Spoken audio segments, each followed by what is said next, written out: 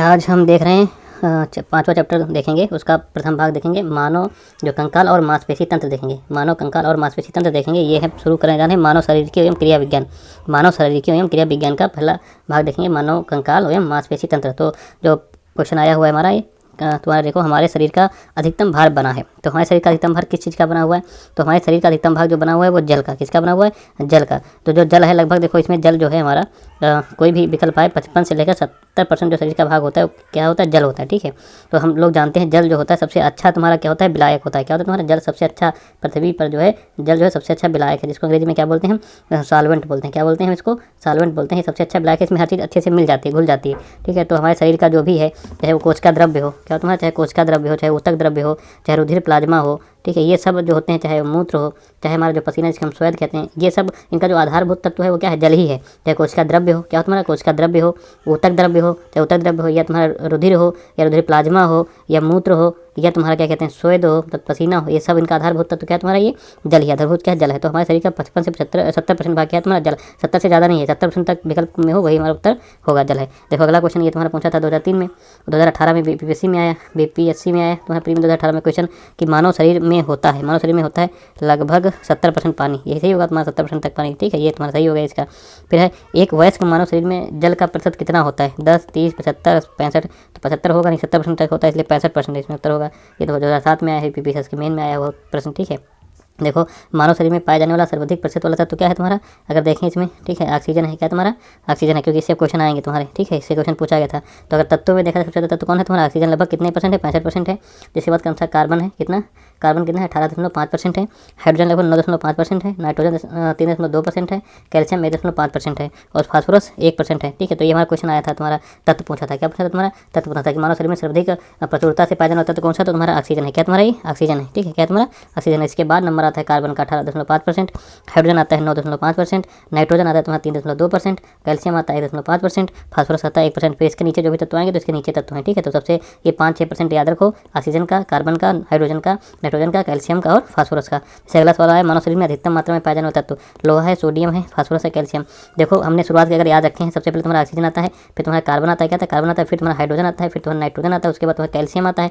ठीक है, कैल्शियम के बाद तुम्हारा फास्फोरस आता है। क्या आता है? तुम्हारा फास्फोरस आता है। तो इसमें देखें तो देखो इसमें सोडियम ओडियम ये सब अब नहीं है इसमें। ठीक, फास्फोरस तुम्हारा तो है, लेकिन 1% फास्फोरस रहता है तुम्हारा, 1% फास्फोरस। तो कैल्शियम कितना रहता है? इससे ज़्यादा रहता है, 1.5%। बाकी इसमें है नहीं, तो इसके नीचे ही होंगे। तो हमारा सबसे ज़्यादा तत्व कौन होगा? कैल्शियम। 2013 में पूछा गया। इसलिए हमें प्रीवियस ईयर क्वेश्चन हमें बहुत बड़ा गाइडेंस देते हैं। अगर उनको हम अच्छे से एनालाइज करके याद करके रहें, तो बाकी किताब पढ़ते रहें, तो हम परीक्षा निकाल सकते हैं आसानी से। ठीक है, तो अधिकतम तत्व कौन है तुम्हारा? कैल्शियम, क्योंकि ये तो 1% है और ये 1.5% है। बाकी तो इसके नीचे आएंगे, क्योंकि सबसे ज़्यादा तुम्हारा तो ऑक्सीजन है 65%, कार्बन है 18.5%, हाइड्रोजन है फिर 9.5%, फिर नाइट्रोजन है 3.2%, फिर कैल्शियम है 1.5%, फिर फास्फोरस है तुम्हारा 1%। फिर मानव शरीर में किस तत्व का प्रतिशत सबसे अधिक है? तो फिर से आया देखो ऑक्सीजन, 2019 में आया एमपीपीएस में ऑक्सीजन। ठीक है, फिर वयस्क मानव में होती हैं कितनी हड्डियाँ होती हैं? ठीक है, वयस्क मानव अस्थियाँ मतलब हड्डियाँ 206। वयस्क मानव में हड्डियाँ कितनी होगी? 206 हड्डियाँ होती हैं। ठीक, वयस्क मानव में हड्डियाँ कितनी होती हैं? 206 हड्डियाँ होती हैं। ठीक है, तो हमारा जो कंकाल तंत्र है, ठीक है, कंकाल को हम, ठीक है, तो कंकाल में जो टोटल हड्डियाँ होती हैं 206 हड्डियाँ होती हैं, ध्यान रखना। मानव कंकाल में अब तक ज्ञात हड्डियों की संख्या कितनी है तुम्हारी? वही 206 होगी। ठीक है, अब तक ज्ञात हड्डियाँ कितनी है तुम्हारी? 206 होंगी। ठीक है, 206। अगला क्वेश्चन कि जो 20 वर्ष की आयु पर मानव शरीर में हड्डियों की संख्या होती है। 20 वर्ष की आयु में, तो 20 वर्ष मतलब मानव वयस्क हो जाएगा। क्या हो जाएगा तुम्हारा? वयस्क हो जाएगा। और वयस्क में देखिए कितनी हड्डियाँ होती हैं लगभग? ठीक है, तो वयस्क मानव में कितनी हड्डियाँ होंगी? तो 206 होंगी। कितनी होगी तुम्हारी? 206। तो इसमें कोई विकल्प है? 300, 200 है, 100 है, नहीं है, तो इसमें डी उत्तर हो जाएगा। हमें 20 वर्ष दिया है और 20 वर्ष में मानव वयस्क हो चुका है। क्या है? वयस्क हो चुका है। वयस्क में हड्डियाँ 206 होती हैं, तो ये डी उसका आंसर हो गया। निम्नलिखित में से कौन मानव शरीर की सबसे छोटी हड्डी है? सबसे छोटी हड्डी स्टपीज है। क्या तुम्हारी सबसे छोटी जो हड्डी होती है तुम्हारी? स्टपीज होती है। क्या होती है तुम्हारी? स्टपीज सबसे छोटी हड्डी होती है, जो कहाँ पाई जाती है? कान में पाई जाती है। कहाँ पाई जाती है? कान में पाई जाती है। और अगर सबसे बड़ी हड्डी पूछे, क्या पढ़े? सबसे बड़ी हड्डी तो क्या होती है? फीमर। सबसे बड़ी हड्डी क्या होती है तुम्हारी? फीमर होती है, जो जांघ में पाई जाती है। कहाँ पाई जाती है? जांघ में। कहाँ पाई जाती है? जांघ में। ठीक है, ध्यान रखना। हमारे शरीर की लघुत्तम हड्डी पाई जाती है कहाँ तुम्हारी? भी देखा हमने, कान में। ठीक है, ये तुम्हारा कब पूछा था? 2008 में था, 2010 में, 2004 में क्वेश्चन आ गया था। सबसे बड़ी हड्डी तो जब पढ़ोगे कान में पाई जाती है तो उसका नाम भी पढ़ो लोगे स्टपीज, पर लिए सबसे छोटी हड्डी स्टपीज है। तो ये बाकी ये दोनों क्वेश्चन हो जाते हैं जो 2004 का क्वेश्चन अच्छे से देखा होता है, जो भी व्यक्ति देख के गया होगा ना। मनुष्य की खोपड़ी में कुल कितनी हड्डियाँ होती हैं? मनुष्य की खोपड़ी में कुल कितनी हड्डियाँ होती है तुम्हारी? तो मनुष्य की खोपड़ी में कितनी हड्डियाँ होती है तुम्हारी? 28 होती हैं। कितनी होती है तुम्हारी? मनुष्य की खोपड़ी में जो है तुम्हारी 28 हड्डियाँ होती है। कितनी होती हैं? हड्डियाँ तुम्हारी 28 होती हैं। ठीक है, तो इस खोपड़ी में हमारी 28 हड्डियाँ होती हैं। तो इस खोपड़ी में भी हमारी कई 3 भागों में बटी रहती है ना मेन। ठीक है, तो एक भाग में जो होता है जिसे हम कहते हैं, क्या कहते हैं?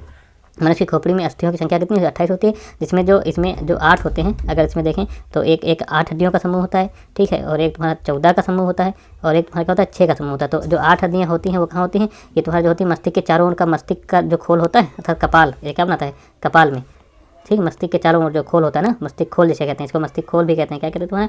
मस्तिष्क का तुम्हारा खोल भी कहते हैं, ठीक, मस्तिष्क खोल भी कहते हैं इसको। तो इसमें 8 हड्डियाँ होती हैं, ठीक, चारों ओर का हिस्सा बनाता है। जो 14 हड्डियाँ होती हैं तो हमारे चेहरे का कंकाल बनाती हैं। कौन सा कंकाल बनाती हैं? चेहरे का कंकाल, ठीक है, कभी पूछ देगा ना, यहाँ से आगे भी क्वेश्चन आते रहते हैं। तो चेहरे का कंकाल बनाती हैं 14 हड्डियाँ। और जो 6 हड्डियाँ होती हैं मध्य कर्णों में होती हैं। कहाँ होती है तुम्हारे? मध्य कर्णों में, ठीक है, ये मतलब कान का जो हिस्सा बनाती हैं मध्य कर्ण, वहाँ पर होती हैं, ठीक है, मध्य कर्ण का हिस्सा बनाती हैं, ठीक है। तो 14, 26, 28 हड्डियाँ हो गई हैं, ठीक है, हो गई हैं, ठीक हो गई ना, 28 हड्डियाँ हो गई तुम्हारा, ठीक है।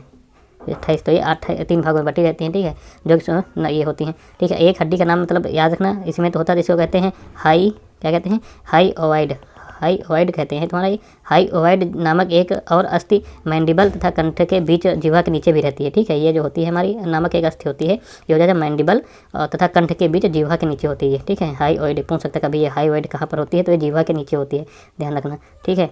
अगर अगला क्वेश्चन देखते हैं हम, तो निम्नलिखित में से कौन सा लवण मानव हड्डियों में सर्वाधिक मात्रा में पाया जाता है? तो मानव हड्डियों में सबसे ज़्यादा लवण कौन सा पाया जाता है? Calcium phosphate. क्या पाया जाता है तुम्हारा? कैल्शियम फास्फेट जो है सर्वाधिक मात्रा में पाया जाता है। 2015 में IPPS मेंस में दोबारा पूछ सकता है, ध्यान रखना अभी, क्योंकि 10 साल बाद क्वेश्चन पूछा था, रिपीट किया 10 साल 8 साल से 2015 में पूछा गया, तो 2025 में भी आ सकता है, 2022 में भी, मतलब तो 2022 तो 23 के एग्जाम जो चल रहे हैं इसमें किसी में आ जाएगा, 24 के एग्जाम में आ जाएगा, ठीक है। तो 10-15 तो इसलिए इंपॉर्टेंट अभी नहीं बात दोहरा गया, लेकिन पूछा जा सकता है, ठीक है। कैल्शियम फास्फेट है जो मानव हड्डियों में सबसे ज़्यादा तत्व कौन पाया जाता है? Calcium phosphate.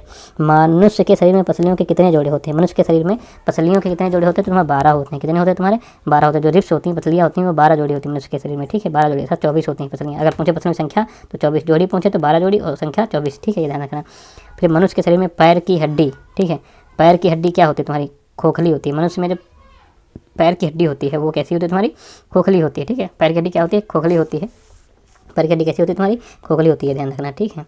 उसके बाद शल्य क्रिया में आर्थोप्लास्टी क्या है? शल्य क्रिया में जो है तुम्हारे आर्थोप्लास्टी क्या है? तुम्हारे शल्य क्रिया में आर्थोप्लास्टी क्या है?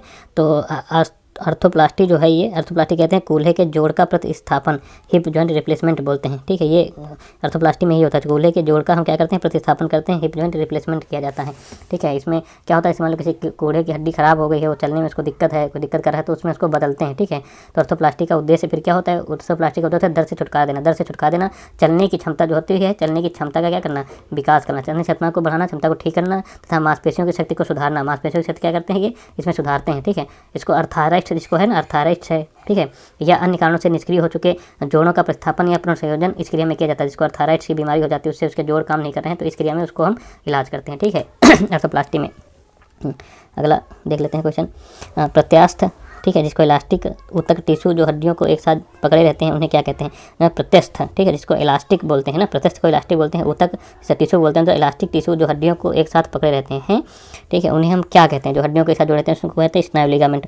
तो हड्डी को हड्डी से कौन जोड़ता है? स्नायु जोड़ता है, लिगामेंट जोड़ता है, ध्यान रखना, ठीक है। लिगामेंट जिसको स्नायु कहते हैं, प्रत्यस्थ ऊतक है, कैसा है? इलास्टिक ऊतक है, ठीक है, इलास्टिक टिश्यू है, प्रत्यस्थ है तुम्हारा स्नायु लिगामेंट, ठीक है। इसका काम क्या रहता है? लिगामेंट क्या करता है? हड्डियों को अन्य हड्डियों से जोड़ कर रखता है, ध्यान रखना। हड्डियों को हड्डी से जोड़ता है लिगामेंट, हड्डियों को हड्डी से जोड़ता है लिगामेंट। स्नायु का भी दिया होगा, अंग्रेजी में लिगामेंट होगा, तो ध्यान रखना। जो हम अगला क्वेश्चन देखते हैं, दांतों पर जमी परतें बनी रहती हैं, किसकी बनी रहती हैं? भोजन के कण, थूक, मुख अम्ल और बैक्टीरिया से बनी रहती हैं। तो दांतों पर जो जमी परतें मुख्य रूप से कैसे? कण है, थूक है, ठीक है, भोजन के कण है, थूक है, मुख अम्ल है और बैक्टीरिया से बनी रहती हैं। भोजन के बाद जब हम ना सफाई न होने के कारण जो भोजन के छोटे छोटे टुकड़े हैं, छोटे छोटे कण हैं, वो दांतों पर चिपके रहते हैं। थूक मुख को सरस बनाए रखने के लिए बहुत आवश्यक द्रव्य है ना। मुख अम्ल में लार से जो कौन सा एंजाइम निकलता है? टाइलिन एंजाइम निकलता है, और टाइलिन एंजाइम का पीएच मान क्या होता है? 7 से कम होता है। जब इसका पीएच मान 7 से कम होता है, इसलिए अम्ल क्या होता है? अम्लीय होता है। और दांतों की परत के खुरचन का अध्ययन कर रहे थे एक वैज्ञानिक थे, ठीक, दांतों की परत के खुरचन का अध्ययन कर रहे थे। वैज्ञानिक का नाम था Antonie van Leeuwenhoek, Antonie Leeuwenhoek नाम था। इन्होंने बताया कि इसमें बैक्टीरिया की उपस्थिति का पता लगाया था। दांतों की परत में बैक्टीरिया की उपस्थिति का पता लगाया था किसने? ये एंटोनी वॉन ल्यूवेनहॉक ने दांतों में की परत में बैक्टीरिया की उपस्थिति का पता लगाया था। इसलिए दांतों की बैक्टीरिया में भोजन के कण भी होते हैं, परत जो होती है उसमें भोजन के कण होते हैं, थूक होता है, मुख अम्ल होता है और बैक्टीरिया होता है, ठीक है, ये ध्यान रखना।